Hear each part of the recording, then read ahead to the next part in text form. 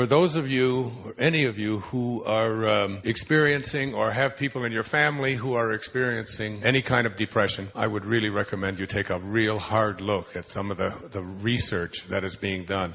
That the very fact that your brain, this physical thing that is inside of your head someplace, that we believe is the source of depressing thoughts that we have, that if you understand that it isn't necessary to be taking medicine all the time to rearrange the circuitry of your brain, which is what these antidepressant medicines really do. They really stimulate the formation of serotonin, which is the feel-good enzyme in the brain, isn't it? It's like the more serotonin we have, the better that we feel.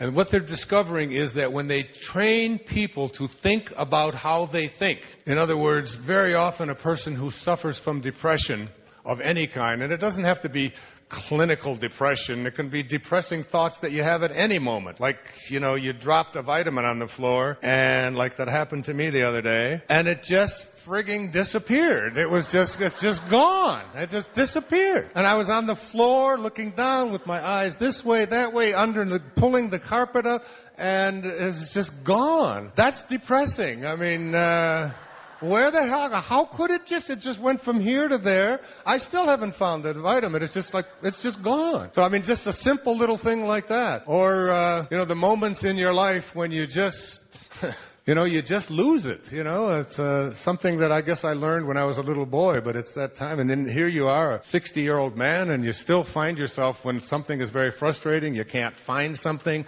you misplace or whatever, and it's just, you just lose it, and I know you think that something like that couldn't happen. I don't usually do that around other people, get me, But all alone in my room and there's nobody there, there's nothing like just letting one of those out. I can't take it, where is it?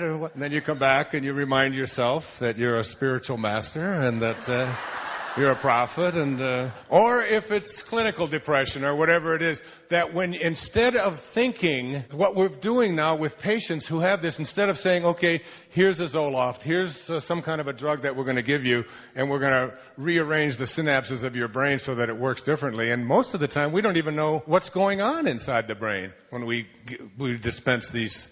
The field of psychiatry has basically become a drug peddling field. It really has. Almost.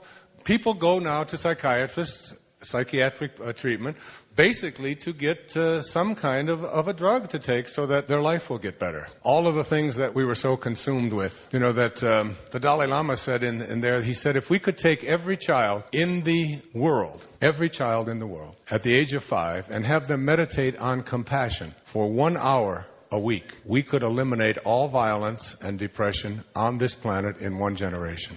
Can you imagine? 1 generation. Just thinking compassion, thinking about others.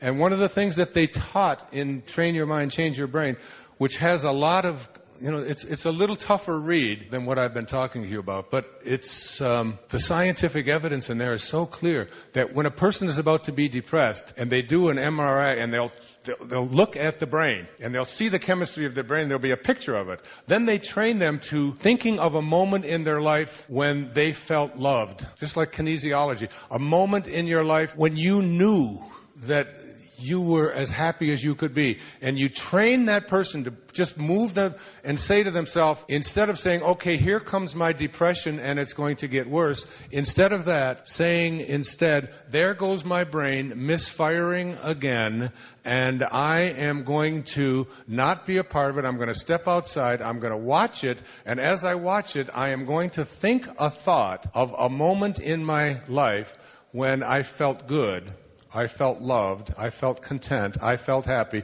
And then they train the person to put their thoughts on that, and then they do the MRI again, and they look at it, and now you've got a side-by-side view of the brain, and the brain has changed. The chemistry of the brain literally changes when I said it in Power of Intention, I said it in all of my talks. When you change the way you look at things, the things you look at change. The world becomes a different world when you change the way you look at it. If you believe you live in a depressing world, you'll be looking for something to verify and validate that for yourself. When you change the way you look at this world, you live in a different world. So I would recommend you look at that.